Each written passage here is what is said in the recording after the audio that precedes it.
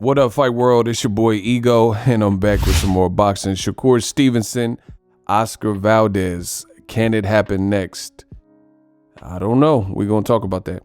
What up, Fight World? It's your boy Ego, and I'm back with some more boxing. Make sure you smash the like button. Also, subscribe to my channel for the latest and greatest in boxing. Let me jump right into the content. I need you guys, 2022, hold the channel down. Let's run them numbers up. Dan Raphael on his verified page, Boxing Reporter, says, per sources, there is a 130-pound title unification fight between Oscar Valdez and Shakur Stevenson that is close to being set for April 30th at the MGM Grand on ESPN. Now, we all know Shakur Stevenson particularly has been one of the guys pushing for this fight. Shakur has responded to these claims, and it says a fight years in the making. He says, let's do it. And you'll see on the screen, it says breaking news, Shakur and Oscar are in the process of finalizing a deal. And it says there's no financial agreement yet, but the sides are close on a pact for the ESPN main event.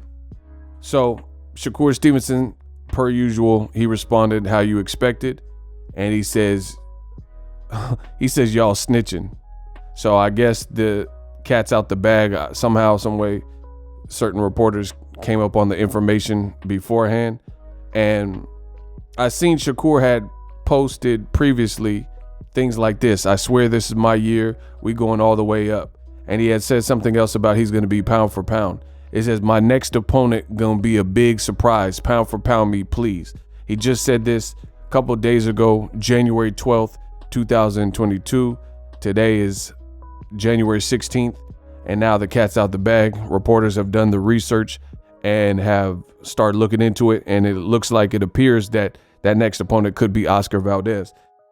Now, I want to give you guys my thoughts on this scenario. Great fight. This is unification. I'm all about unifications. Unifications are necessary to really deliver clarity to the world of boxing.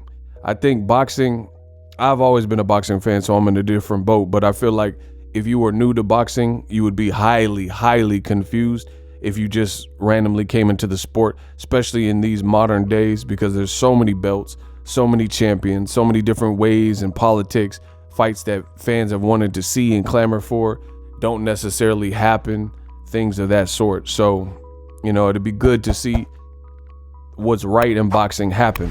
Now, I would be remiss if I didn't talk about this particular angle. I find it mighty coincidental, we'll say, and ironic that Terrence Crawford filed this suit, you know, for $10 million, which I've heavily reported about on my channel. Make sure you guys check out some of those previous videos on the channel. And for more information on that, you can check those previous videos. But Terrence Crawford is basically accusing Bob Arum and Top Rank of not being diverse, not really putting much effort forth to making black fighters into stars in marquee pay-per-view fights, not really giving them the Pacquiaos, I'm assuming, and the big fights, and not really ultimately doing what a promoter should do, which is to promote. So he's alleging there's RACIALLY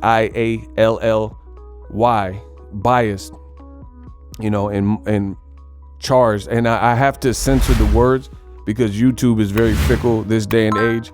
So you don't want to say too much, you know, on these videos. But you guys get the point. If not, you'll see it on the screen in some of those other videos. So stick around, check some of the videos on the content that I've already put up, and you'll see what's being alleged from Terrence Crawford. With that being said, I find it, like I stated, ironic that previously we were told that Bob Arum was looking to make Shakur Stevenson versus Oscar Valdez's leftovers, not Oscar Valdez himself, but Oscar Valdez's leftover, a guy he brutally knocked out, and that was Miguel Bercho. Miguel Bercho became a free agent. I don't know if he's still going to be working with Top Rank or whatever, or if he's going to PBC. I don't really know what his situation is. But the game plan that Bob Arum had previously suggested was that Shakur fight Oscar Valdez's, you know, remains, his last one of his last two opponents that he knocked out, and then make a all Mexican versus Mexican American fight with Navarrete and Oscar Valdez. Now, I've used my channel in the appropriate way in these situations. I told you when that report came out, which really was only a few months ago, that was lame and I didn't like that, and I told you that it's unfortunate that Shakur Stevenson, an African-American fighter who's coming off the Jamel Herring performance, he's been calling out Oscar Valdez, but the initial inkling from Bob Arum was to make a Mexican versus Mexican American fight that they're not even in the same division, whereas Shakur Stevenson was at featherweight and at 130 pounds together, and he had been pressing the issue, calling out Oscar Valdez. Oscar Valdez coming off a shaky performance where I thought he really could have lost and should have lost to Robinson Conceição, plus he failed a DRUG test, and then now, he was trying to make the Navarrete fight. Navarrete beat someone Shakur Stevenson had already beaten when he was undefeated in Joet Gonzalez, so I'm like, this doesn't really make sense. Why would Shakur have to fight Oscar Valdez's leftovers, which really does nothing, coming off the heels of the Jamel Herring performance? And then you wanted to put Oscar Valdez in a fight with a guy out of Mexico who has an action style. So it was kind of true what Terrence Crawford was saying. Terrence Crawford is saying black fighters get put on the back burner. And this is previously what Floyd Mayweather has said, in more or less words as well. So I think the timing is ironic. Now all of a sudden, the game plan is to get Shakur Stevenson and Oscar Valdez when you got this $10 million lawsuit, which is alleging you of being biased towards black fighters. And now all of a sudden, people have been begging for since Shakur was at featherweight, to make the Oscar Valdez fight. And it didn't look like that was the direction that Shakur was being steered at, and then now all of a sudden, coincidentally, when Terrence Bud Crawford is suing Top Rank for a said reason, now this fight is being reported as possibly being next. So I just got to put stuff into perspective and do things my way, Frank Sinatra. So I just think it's really funny timing. And again, I'm not saying it to complain, but I'm a part of boxing, whether y'all like it or not, and I'm a part of boxing. At the end of the day, I think this should not be like, you shouldn't have to guilt trip somebody into doing what's right at any time.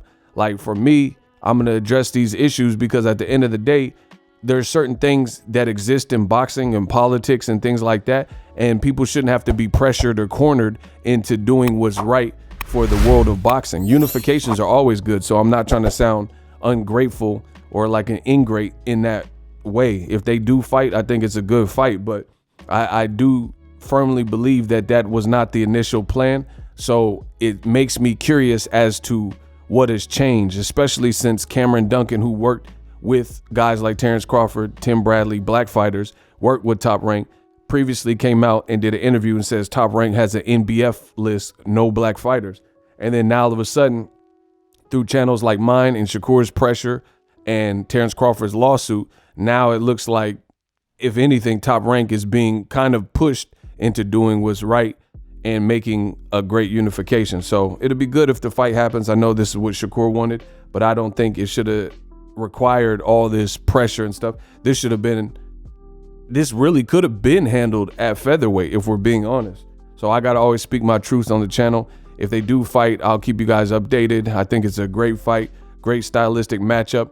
The other thing that's a little bit that makes me feel for Shakur is I think the timing's bad. Although Shakur Stevenson is coming off an amazing performance versus Jamel Herring, the same can't be said for Oscar Valdez. So Top Rank waited, and Valdez is coming off, one, a bad performance versus Robinson Conceição, where I think he lost, and then two, the whole scandal with the phentermine tea and all that, and then that's when Shakur gets him.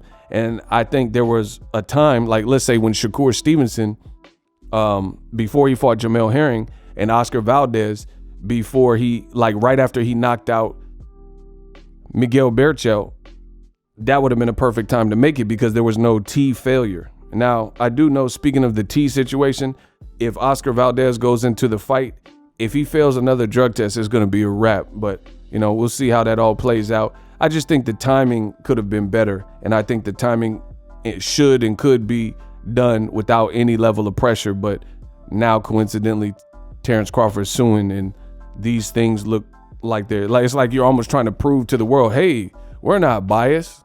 We're not biased. Look, we're giving Shakur Stevenson this great fight. But it took for Crawford to sue and Ego to use his channel and bring light to these different points. Because I've already told you, when Bob Arum was saying that just a few months ago, that Shakur should fight against Beartail, I was like, what type of stuff is that? But I'll keep you guys posted. Let me know what you guys think. Drop your thoughts in the comment section.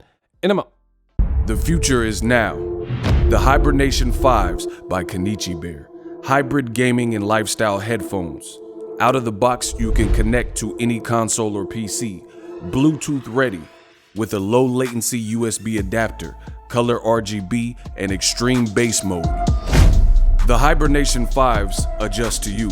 Whether you need a gaming, travel, gym, or lifestyle headphones, the Hibernations got you covered. The new Hibernation 5s, link in the description. Customize the way you hear the world. Welcome to the nation. Are you tired of your YouTube videos not getting any views? Well, consider TubeBuddy. I've used TubeBuddy for years to scale up my YouTube channel. Now we're sitting over 200,000 subscribers. TubeBuddy is a browser extension that offers a ton of built-in productivity and time-saving services to take your channel to the next level. Use my link in the description to get started with TubeBuddy and level up your channel faster. We working.